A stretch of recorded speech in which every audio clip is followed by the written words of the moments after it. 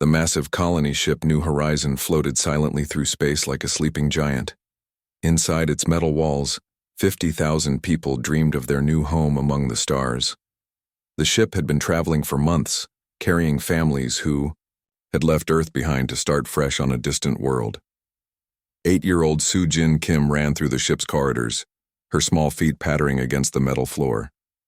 She was heading to her favorite place, the big observation deck where she could see the stars. Her father, Dong-woo Kim, worked in the ship's gardens, growing food for everyone on board. Soo-Jin loved helping him plant seeds and water the tiny, green shoots that would become their meals. "Papa, look how pretty the stars are today," she said, pressing her nose against the thick glass window. The stars twinkled like diamonds scattered across black velvet. Dong-woo smiled and lifted his daughter so she could see better. "One day soon, we'll be walking on solid ground under a real sky," he told her, pointing toward a distant yellow star. "That's where we're going, little flower." Soo-Jin giggled at the nickname. She had grown a beautiful sunflower in the ship's garden, and everyone said it looked just like her bright smile. The flower was almost as tall as she was, with golden petals that seemed to glow under the artificial lights. Captain Min-soo Park was on the bridge when the alarm started blaring. Red lights flashed everywhere as his crew scrambled to their stations. On the main screen, something impossible appeared. A ship so huge it made their colony vessel look like a toy boat next to a cruise liner. "Sir, they're hailing us," reported his communications officer, her voice shaking slightly. The screen flickered, and suddenly they were looking at something that made everyone gasp. The alien was tall and covered in dark scales that gleamed like armor. His eyes were cold yellow, like a snake's, and when he spoke, his voice sounded like grinding metal. "I am Admiral Vextar of the Hegemony Empire," the creature said. "You have entered restricted space.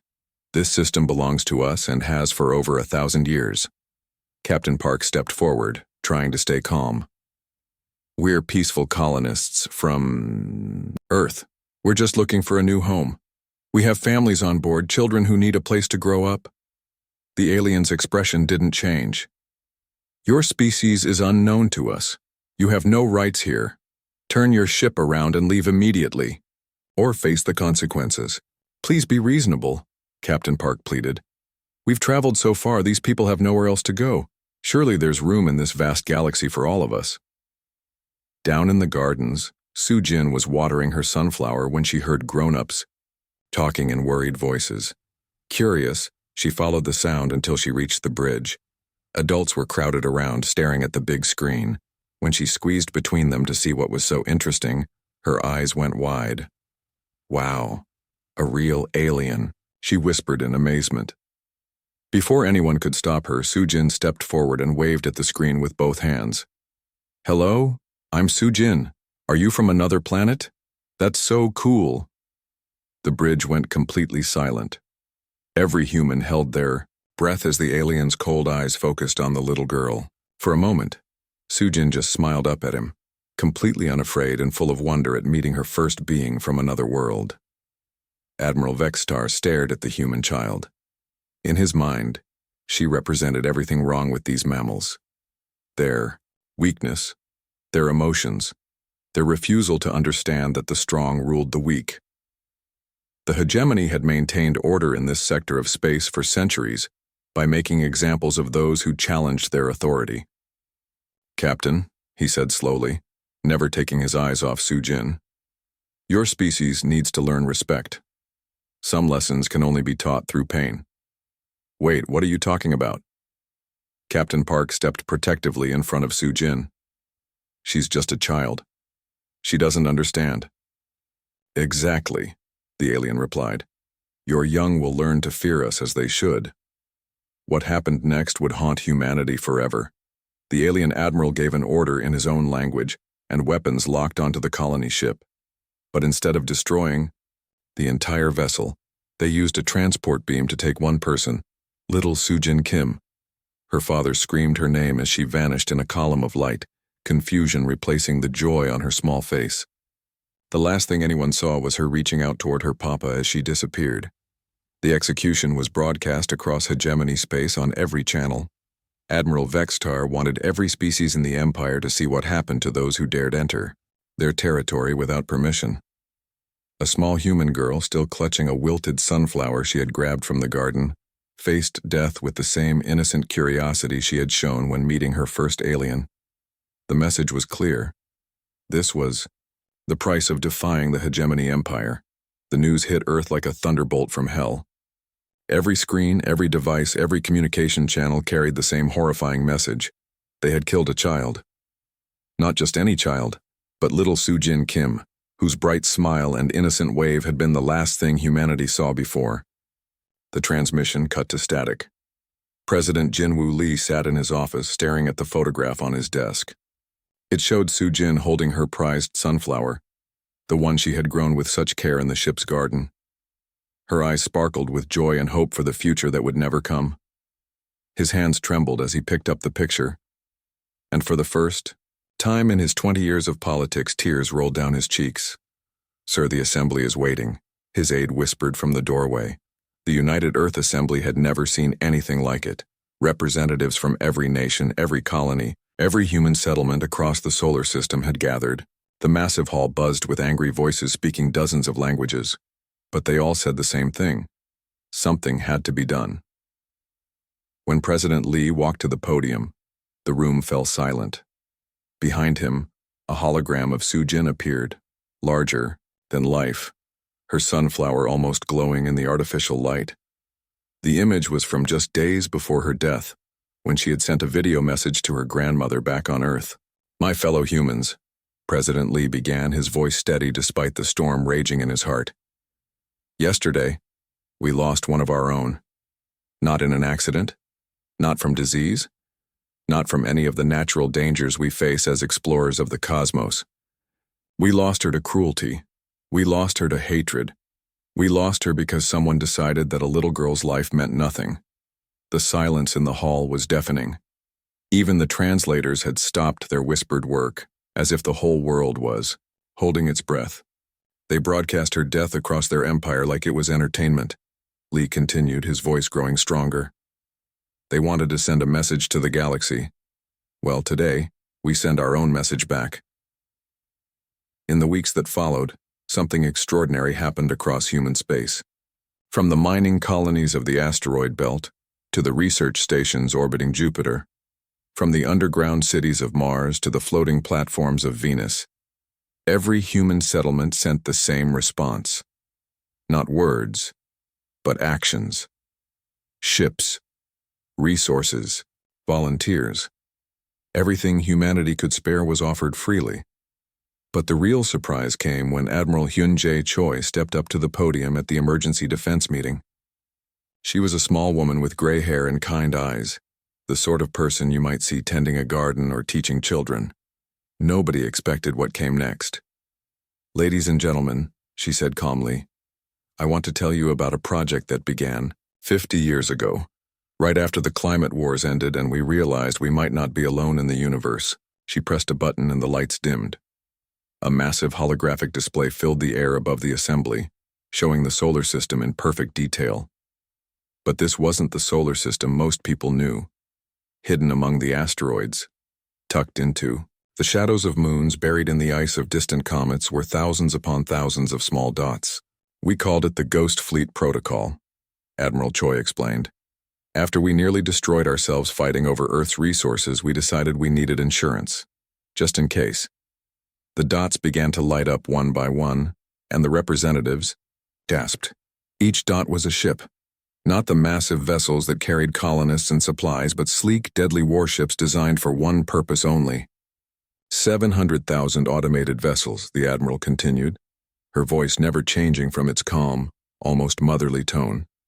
Each one capable of independent thought, armed with the most advanced weapons we could design, and powered by fusion, reactors that can run for centuries without maintenance. Someone in the back of the assembly hall stood up.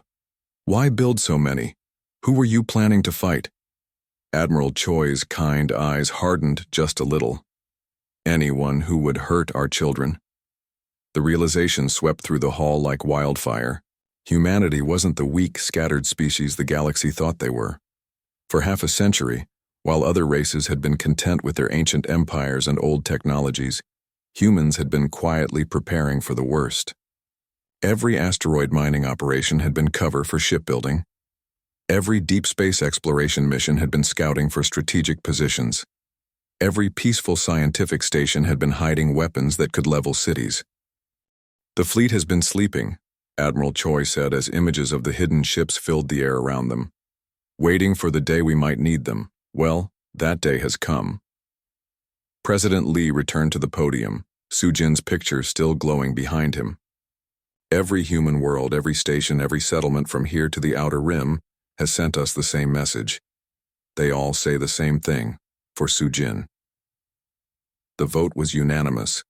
For the first time in human history, every nation, every colony, every scattered group of humans across the solar system agreed on something. The Ghost Fleet would wake up, the hidden weapons would emerge from their asteroid caves and lunar bunkers, and the galaxy would learn what happened when you murdered humanity's children. Admiral Choi smiled sadly as she looked at Sujin's picture. "Sleep well, little flower. We'll take care of the monsters for you." The first human warship to emerge from the asteroid belt looked nothing like what the galaxy expected. While alien vessels were massive and imposing, built to inspire fear with their size and decorative armor, the human ship was sleek and practical. It moved through space like a hunting shark, silent and deadly. Admiral Shung Ho Nam stood on the bridge of his flagship, watching as hundreds more vessels materialized from their hiding places. Each ship bore the same marking, a golden sunflower painted on its hull with the name Sujin written beneath in simple letters. The sight would have made him smile if the reason behind it wasn't so heartbreaking. "Sir, all fleet commanders are reporting ready," his communications officer announced. 700,000 ships across 12 star systems, all waiting for your orders." Nam nodded slowly. He had served in the old Earth Defense Force during the climate wars, back when humanity's greatest enemies were other humans fighting over water and farmland. He never imagined he would one day be leading the largest military force in human history against alien monsters who killed children for sport. "Send the message to all ships," he said quietly. "Today we don't fight for territory or resources. We fight for a little girl who should be playing in her garden right now instead of lying cold in space. Make them remember her name." Meanwhile, in hegemony space, Grand Admiral Vextar was enjoying his promotion. The execution of the human child had impressed his superiors so much that they had given him command of the largest fleet in Empire history, 50,000 ships from 12 different alien species, all united under hegemony rule. "The mammals are actually coming," his intelligence officer reported, trying to hide the surprise in his voice. "Our scouts report massive fleet movements throughout their territory." Vextar laughed, a sound like grinding metal. "Excellent. Let them come, and die like their whelp did. We'll crush this pest species once and for all, and the galaxy will know the price of challenging the hegemony."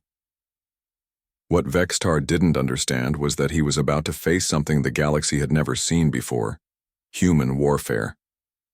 While other species had fought the same way for thousands of years, using massive ships in traditional formations, humans had learned their lessons from centuries of conflict on their own world. The first battle happened at Tau Ceti, a border system between human and hegemony space. Vextar positioned his fleet in the classic formation: big ships in front, smaller ones behind, weapons pointed forward like an ancient army of knights charging into battle. Admiral Nam took one look at the alien formation and almost felt sorry for them. Almost. "Deploy the swarm," he ordered. What happened next broke every rule of space combat that had existed for millennia. Instead of ship-to-ship combat, the human fleet released millions of small drones, each no bigger than a car but packed with artificial intelligence that could think and adapt faster than any living pilot. The drones moved like a cloud of angry wasps, weaving between the massive alien ships while their weapons tried desperately to track targets too small and too fast to hit. But the real genius was in their programming. Every drone learned from every other drone's experience, sharing information instantly across the swarm. What are these things? Vexitar roared as his flagship shook under the assault of hundreds of tiny attackers. His massive weapons, designed to punch through heavy armor, were useless against enemies that could dodge between the beams of energy. The drones didn't try to destroy the alien ships. That would take too long and waste too much ammunition. Instead, they targeted specific systems with surgical precision. Life support systems failed, leaving alien crews gasping for air. Communication arrays went dark, cutting ships off from each other. Engine controls stopped responding, leaving mighty warships drifting helplessly in space. But Admiral Nam wasn't finished. He had learned something important about the aliens from studying their broadcast of Sujin's death. They used psychological warfare, trying to break their enemies. Spirits with displays of cruelty, too, could play that game. "Begin the memorial broadcast," he ordered. Every human ship began transmitting the same signal directly into the alien vessels. It was the recording of Sujin's execution, but played in reverse. The aliens were forced to watch as the little girl came back to life, smiled, waved at them with innocent joy, and then died again. Over and over on every screen in their ships, the loop continued. The psychological effect was devastating. The alien crews, who had been told they were fighting dangerous monsters, were instead seeing the murder of a child played endlessly before their eyes. Many of the hegemony's member species began to question what they were really fighting for. The aquatic Nautilians were the first to break. Their fleet commander sent a message to his own government. "We will not participate in the murder of children or fight those who seek justice for the innocent." Their ships powered down their weapons and withdrew from the battle. The insectoid Vex followed suit, their hive mind reaching a collective decision that this war was wrong. Even some of the reptilian Zephyrians began to have doubts, though they kept fighting out of loyalty to their own kind. Vextar watched his carefully assembled coalition falling apart as species after species abandoned the field. The humans hadn't just defeated his fleet, they had exposed the moral bankruptcy of his entire empire. The message was becoming clear across hegemony space. This wasn't a war of conquest or territory. This was justice, pure and simple, for the murder of an innocent child. As his own flagship's life support began to fail under the relentless drone assault, Vextar realized he had made a terrible mistake. He had awakened something in humanity that he didn't understand, a protective fury that would not be satisfied until every being in the galaxy knew the consequences of harming their young. The war spread across 17 star systems like wildfire. But this wasn't the kind of conquest the galaxy had seen before. Admiral Nam's strategy became crystal clear as human forces swept through hegemony space. They weren't trying to take territory or steal resources. They were systematically hunting down every military installation, every weapons factory, every shipyard that could threaten human children ever again. On the bridge of his flagship, Nam studied the tactical display showing their progress. Red dots marked hegemony military targets, and one by one, they were turning gray as human forces neutralized them. But the green dots, civilian populations, hospitals, schools, remained completely untouched. "Sir, we're receiving surrender offers from 3 more hegemony worlds," his communications officer reported. "They're asking for terms." "Same answer as before," Nam replied calmly. "Disarm your military, hand over anyone involved in harming civilians, and you'll be left in peace. We're not conquerors, we're exterminators, and we only kill the pests." The difference in human warfare was shocking the galaxy. While traditional space empires fought to capture and control, humans fought with the precision of surgeons removing a cancer. They would disable a military station's weapons, evacuate the crew safely, then destroy only the parts that could be used to hurt innocent people. But it was the psychological warfare that truly broke the hegemony spirit. Every human ship broadcasted the same message on all frequencies: Sujin's story, told in dozens of languages. Not just her death, but her life. Videos of her laughing as she tended her garden, teaching other children how to plant seeds, sharing, her lunch with kids who forgot theirs. The galaxy watched a little girl who had never hurt anyone, who had waved at aliens with pure joy and wonder, who had been murdered simply for existing. The contrast with the hegemony's brutal execution was impossible to ignore. On the water world of Aquatica, the Nautolan government held an emergency session. Their leader, an ancient creature whose family had served the hegemony for generations, spoke to the assembled council. Through bioluminescent patterns that danced across his skin. We joined this empire for protection. He pulsed in colors of deep regret.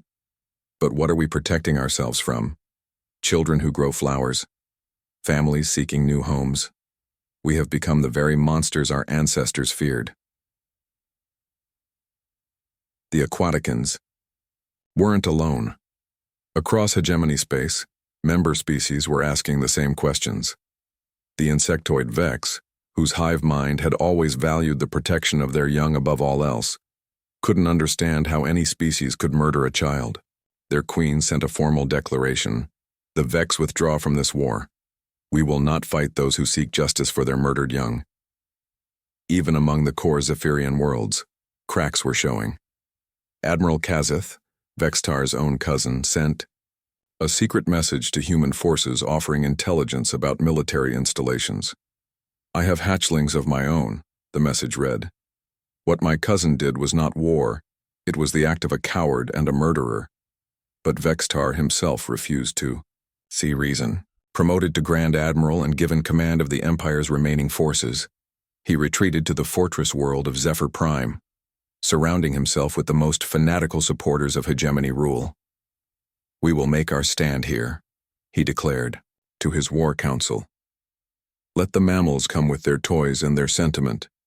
This world has stood for 10,000 years, and it will stand for 10,000 more. What Vextar didn't know was that Admiral Nam was saving Zephyr Prime for last. And for a very special reason. The human fleet had been gathering ships from across their territory, not just the Ghost Fleet but every vessel that could carry weapons. Merchant ships had been converted to carriers. Science vessels bristled with newly installed missile pods. Even civilian transports had volunteered to serve as support ships. The final battle would take place at Kepler 442, the same system where little Su Jin had died. It was there that Nam planned to send a message the galaxy would never forget. When the human fleet arrived at the edge of the system, it was the largest military force in recorded history. 200,000 ships of every size and shape, all bearing the golden sunflower that had become humanity's symbol of justice. But it was their formation that took Vextar's breath away. Viewed from Zephyr Prime, the human ships had arranged themselves to spell out a single word across the darkness of space. Su Jin. The letters were so large they could be seen from the planet's surface. A message of remembrance written in starlight across the very place where she had died. By all the ancient gods, whispered Vextar's tactical officer, they've turned their entire fleet into a memorial. The battle lasted 6 hours, but it was really over before it began. The hegemony's remaining ships, already demoralized and abandoned by most of their allies, faced an enemy fighting not for conquest but for justice. Human forces moved with the precision of a symphony orchestra, each ship knowing its part in the larger composition. When the last hegemony vessel finally surrendered, Admiral Nam opened a channel to broadcast across the entire galaxy. Behind him, the wreckage of Vexitar's fleet drifted in the same space where a little girl had died months before. This is Admiral Nam of the Terran fleet, he said, his voice carrying to every world, every station, every ship in known space. Today, justice has been served for Sujin Kim, aged 8, whose only crime was existing in your universe. Let this be a lesson to every species among the stars. Harm our children and we will move heaven and earth to make you pay. The message was simple, but its implications shook the galaxy to its core. Humanity had just announced their arrival as a major power, and they had done it by keeping a promise to a dead child. The trials began 3 months after the last shot was fired. Grand Admiral Vextar sat in chains before a tribunal unlike anything the galaxy had ever seen. Representatives from 47 different species filled the massive courtroom on the neutral world of Haven Station, all united by one terrible truth. They had watched a child die for entertainment. The lead prosecutor was a human lawyer named Jiwon Seo, a soft-spoken woman who had spent her career defending children's rights back on Earth. She stood before the assembled judges holding a single photograph, Soo-Jin Kim smiling as she held her prized sunflower. "Your Honors," she began, her voice carrying clearly through the hushed courtroom. "We are not here to debate military strategy or territorial disputes. We are here because this creature ordered the execution of an 8-year-old girl whose only crime was waving hello." The evidence was overwhelming. The hegemony's own broadcasts had recorded everything. Soo-Jin's innocent greeting, her confusion as she was transported away, and her final moments as she faced death with the same wonder she had shown meeting her first alien. There was no denying what had happened, only the question of justice. Vextar's defense attorney, appointed by galactic law, tried to argue military necessity and territorial sovereignty. But his words fell flat when the prosecution played Soo-Jin's final message to her grandmother, recorded just days before her death. "Hi, Grandma," the little girl's voice echoed through the courtroom. "I grew the biggest sunflower on the whole ship. Papa says when we get to our new home I can plant a whole garden full of them. I can't wait for you to visit and see all the flowers we'll grow together." Not a single being in the courtroom moved. Even Vextar's own guards, hardened soldiers from a dozen different species, found themselves looking away from the screen. The contrast between the child's innocent joy and her brutal murder was too stark to bear. When the verdict came, it was unanimous across all 47 species. Guilty of crimes against sapient life, guilty of targeting non-combatants, guilty of conduct unbecoming a civilized being. The sentence was carried out according to galactic law, broadcast across the same networks that had shown Soo-Jin's death. But Vextar's execution wasn't the real story. The real story was what humanity did next. President Yoon-Soo Park, who had taken office after Jin-Woo Lee's retirement, stood before the newly formed Galactic Council. Behind her, a hologram showed the current state of human space, not the scattered colonies of just a year before, but a unified territory protected by the most powerful fleet in known history. "We don't want your empires," she told the assembled alien representatives. "We don't want your trade routes or your ancient territories. We want just one thing: the guarantee that no human child will ever again die simply for existing."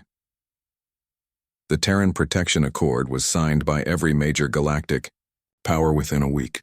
The terms were simple: safe passage for all human vessels, protection for human colonies, and most importantly, the absolute prohibition on targeting human civilians.